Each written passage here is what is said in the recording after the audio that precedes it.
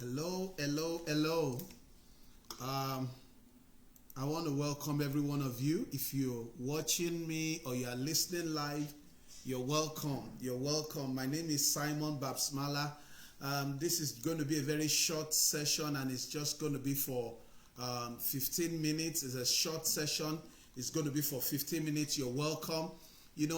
About 2 weeks ago, I started this session talking about spiritual care and spiritual health in a time as this. The essence of what I'm doing at this time is for us to pay attention to our mental health and mental wellness. And I said to us when I started 2 weeks ago that as Christians, as believers, as people generally, there are things that happens to everybody, regardless of your faith, regardless of what you believe in, whether you're a Christian, whether you're a Muslim. There are things that happens to everybody generally. But the challenge is this. I encourage people that, particularly if you have a faith, you are a believer, you believe in God, you need to tap into your spirituality or into your theology to see how that can help you to make meaning, to find hope in a time as this. So today I'll be talking about worry and anxiety. It's interesting because of what is happening now. The world is under a lockdown, and COVID-19 is ravaging many places and many people in the world at this time. Many people are asking questions. I remember I told us about the last time talking about the fact that we need to be very careful of what we listen to and why we are listening to what we are listening to. Today I will just talk about worry and anxiety, and it's going to be a very short session, maybe about 12 to 15 minutes. I'll do my best to limit it to 12 to 15 minutes. Yes, and I also said to us that this is not a session it's not a therapy session. So if you are doing a personal therapy, you can continue and do your personal therapy. But this is a discourse on worry and anxiety, and it can be therapeutic as you listen to me. I told you I am a pastor. I'm a pastor with Christ Apostolic Church, and I studied religion, and I also studied spiritual health and spiritual care here in Canada. So I'm going to be bringing a lot of things. Then I'll also be bringing African perspective and also the Western perspective, and try to see how the two can work together. Also, I'll also be bringing my personal faith, my Pentecostal faith, into what I'll be sharing with us to see. That's what is helping me. That is how I'm able to cope, to see how to encourage people to use their own spirituality. I tell you, everyone is spiritual. And there are people who say, well, I'm spiritual, but I'm not religious. But if you're a Christian or you believe in God, you can both be religious and be spiritual. Most of the time, the issue of religiosity is about expression, how we express our faith. So what I will be talking about today is about worry and anxiety. And why am I talking about worry and anxiety? I'll tell you the distinction, based on my own understanding, the distinction and the difference between worry and anxiety. And I'm going to give you some tips, both from the Bible passages and from general sayings, on how you can help yourself during this time of COVID-19 pandemic, which is ravaging the world and killing so many people.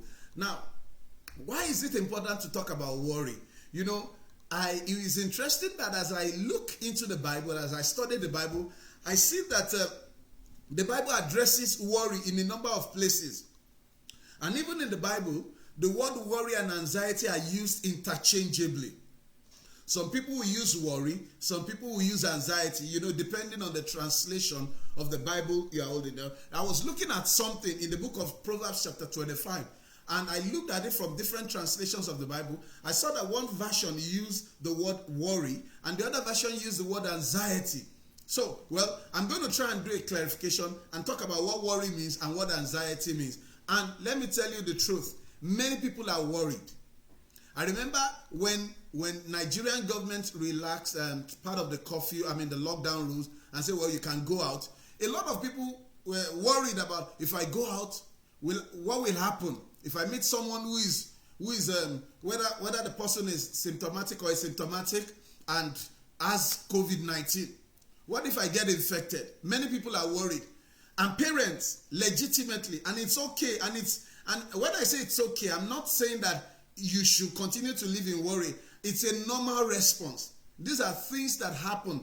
And if these things are not real, if they don't happen, I'm sure the Bible will not address worry and anxiety.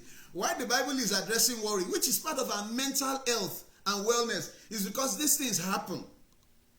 And as we pray, I told you I like to pray, and that's my life. I like to pray. I'm a Pentecostal Christian. I believe in everything I believe in, and it's working for me. However, I cannot deny the fact that the Bible talks about worry and anxiety because these things happen. They exist. And when a parent, maybe some of the parents watching me now, maybe you are worried about what will happen to your children when they go back to school. What if they relate with other children who have COVID-19 and they are not showing the symptoms? It's legitimate. It's a normal response. Understandably, it's understandable that people are worried. And not just about worrying about what if, many people are worried about their finances. Many are worried about their jobs. Many people are worried about their social interaction. Will I be able to relate with people like I used to relate with them before? What will social life look like now that there's a lot of restriction and people are asked to wear masks? People are wearing masks all over and everything. And we are also wearing masks. Many people are even worried, if I go to the hospital, what will happen? Will I meet someone who has coronavirus or what have you, COVID-19? Many people are worried about different things. Many people are even worried about what they will eat.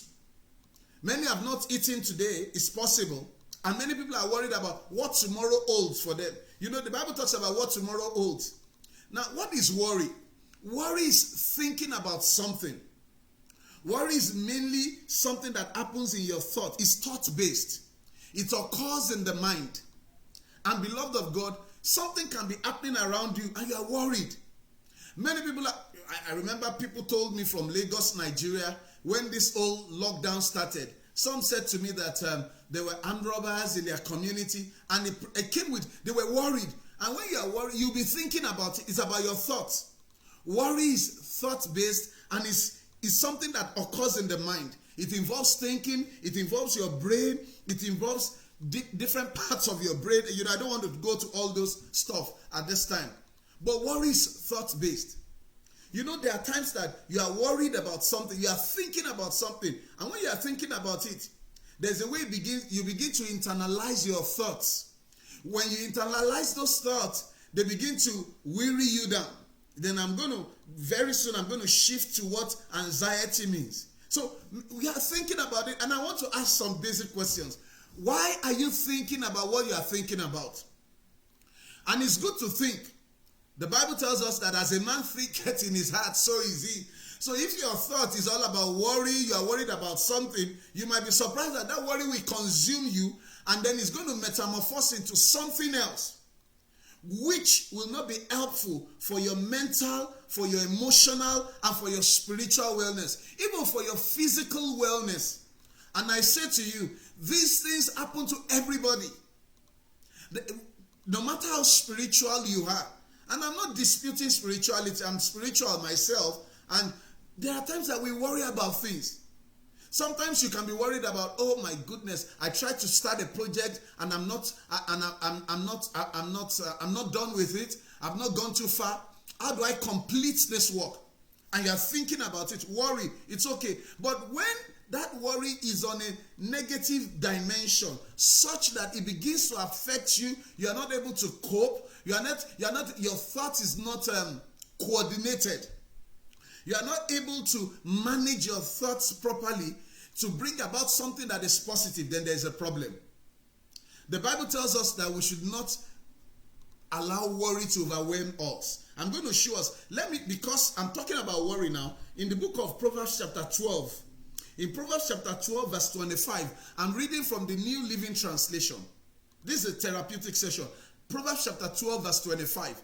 The Bible says, worry weighs a person down, and encouraging words cheers a person up. Can I tell you the truth? When you are worried about anything, it will weigh you down.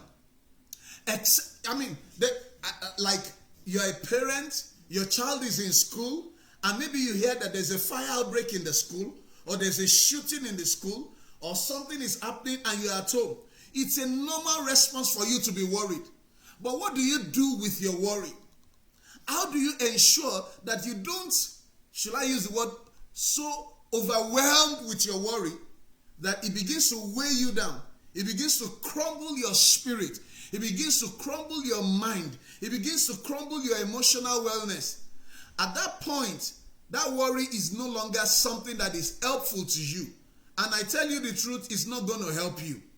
So, as you listen to me, I'm talking today about worry and anxiety. And I'm asking you the question, what are you worried about?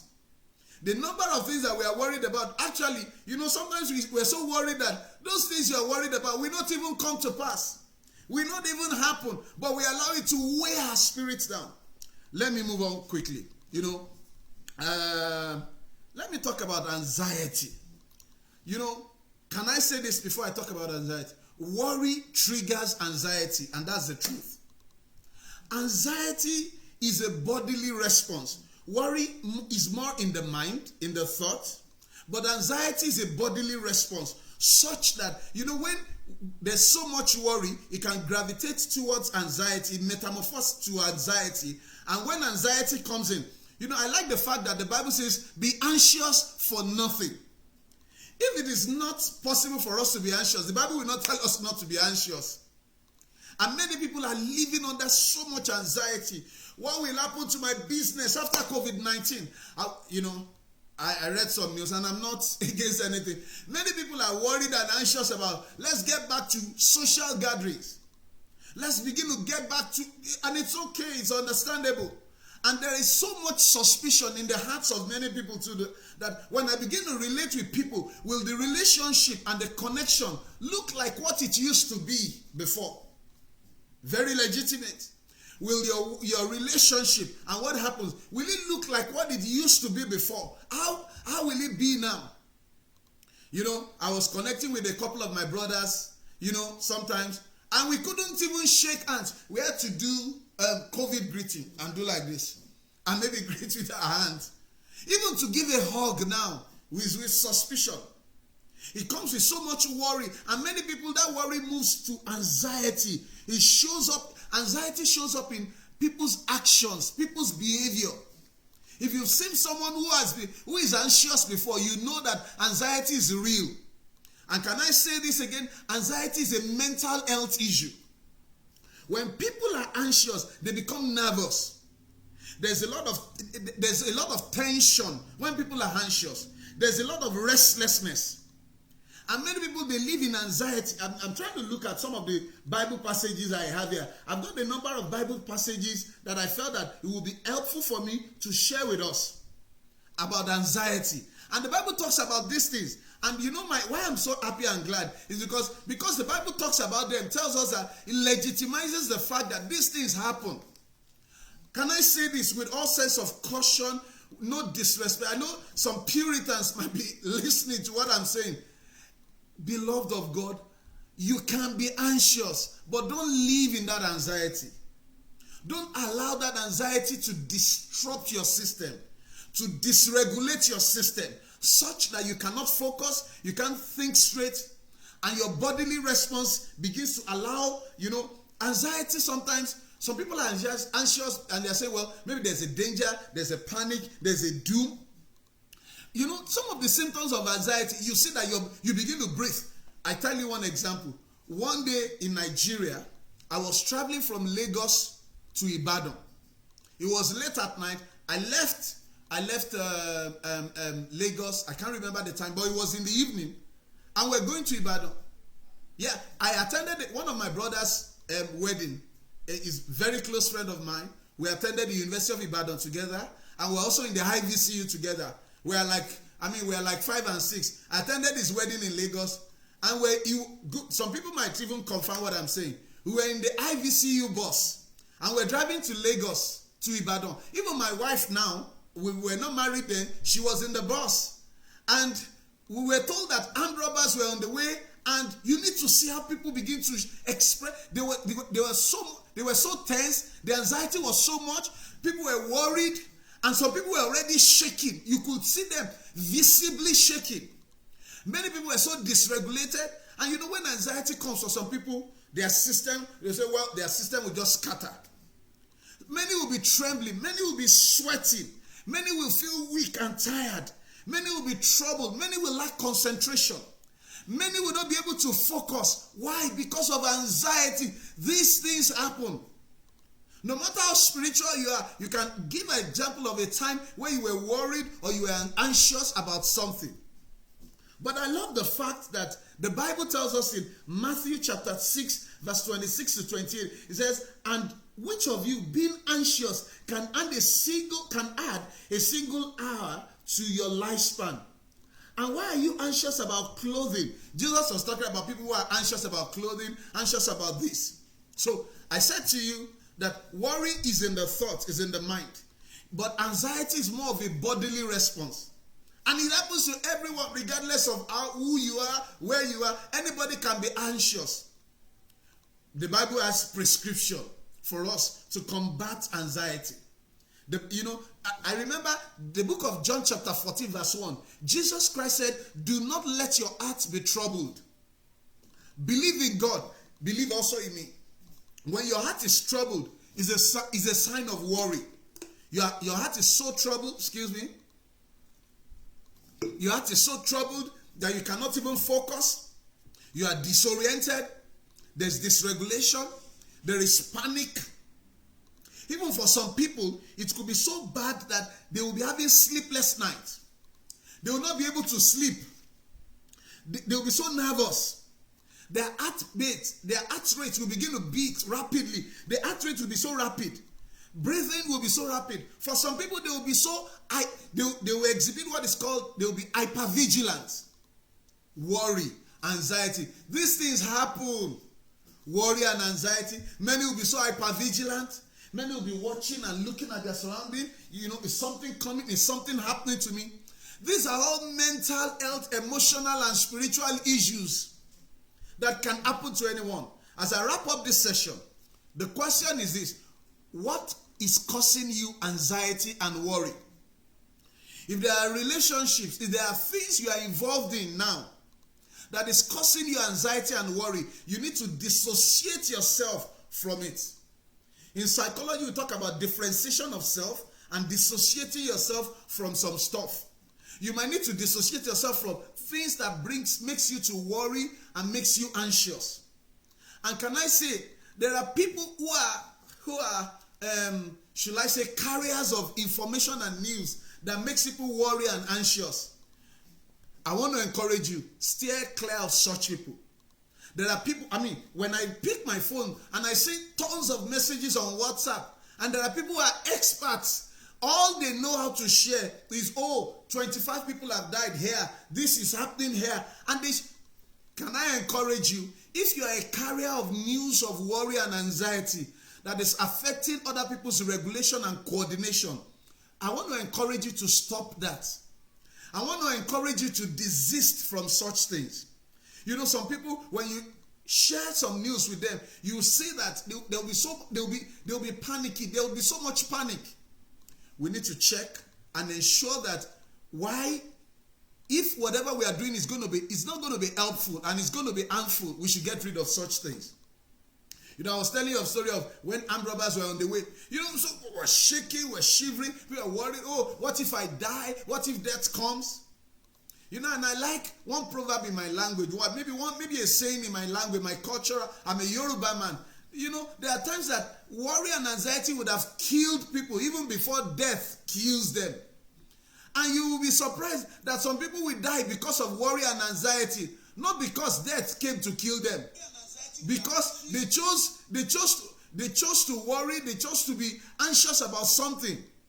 So I want to tell you and encourage you, for everyone listening, for everyone connecting with me, if there are people in your life, if there are events, if there are things you see, you watch, if there are things you listen to that makes you worry, that makes you anxious, and then you become so tense, even to relate with people within your social circle, it becomes a trouble. Maybe you need to just give such people a break in your life. And like I said before, there are things you will read that will make you worry. and anxious. Get rid of such things. So this is for your mental wellness, emotional wellness, and spiritual wellness, and physical wellness. Many people now, they are worried about what will happen tomorrow. And I like the Bible. Jesus said, what can you add to your life by worrying? Nothing. So I encourage you, worry and anxiety will not help you. I remember someone said to me, anytime I'm anxious about something, my heart begins to pound. Bah, bah, bah, bah, bah. The heart begins to pound. What is making your heart pound? Jesus said, don't let your heart be troubled. And, I like Philippians chapter 4. And for those of us who are Christians, you can look at these scriptures. I'm sure they will help you. John chapter 14 verse 1. Psalm 94 verse 19. Philippians chapter 4 verses 6 to 7. Psalm 23 verse 4. Even though I walk through the valley of the shadow of death, I will fear no evil, for you are with me. Your rod and your staff, they comfort me. Beloved, there is help for you. And I like Psalm 55 verse 22. It says, cast all your cares, cast everything on God. He will sustain you. He will help you. So, this is a session on worry and anxiety. I don't want it to go beyond. It's 20 minutes now. I'm going to continue. There's going to be a second part. And can I say to you, if you have questions on worry and anxiety, please, can you leave your questions on the YouTube channel or on the Facebook comment section? Or you inbox me personally so that I won't need to read all the... Inbox me your questions on worry and anxiety. Many are worried now. They say, hey, some people, and when worry and anxiety is raging, it can be so traumatizing for some people. Some people, they're PTSD. Some people are dealing with PTSD. And when night is coming like this, they won't be able to sleep. But I don't want to talk about everything now. But I want to say to you, there's help for you. There is help for you. Don't let your heart be troubled. Let me look for one scripture. I like Philippians chapter 4, verse 6. It says, don't be anxious about anything. Don't be anxious about anything. These things are real. They happen. There are times that my heart will be pounding. I remember those days that, oh my goodness. But what gives me confidence and peace of mind? I like the fact that the Bible says, the peace of God, that's the latter part of Philippians chapter 4, verse 7.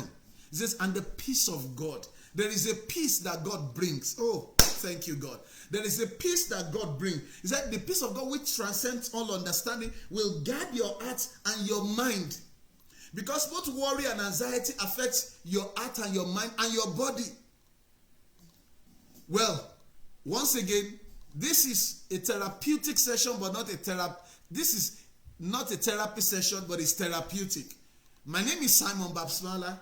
I'm a spiritual health practitioner. I'm a pastor, an ordained pastor with Christ Apostolic Church. I love the Lord, and I also coordinate Great Grace Network here in Calgary, Alberta.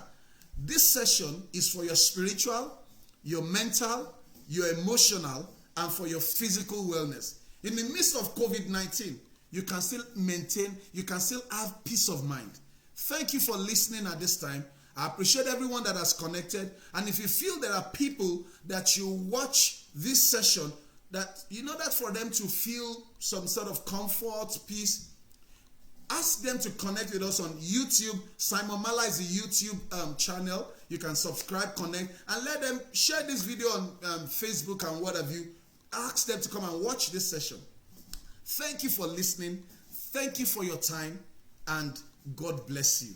Bye.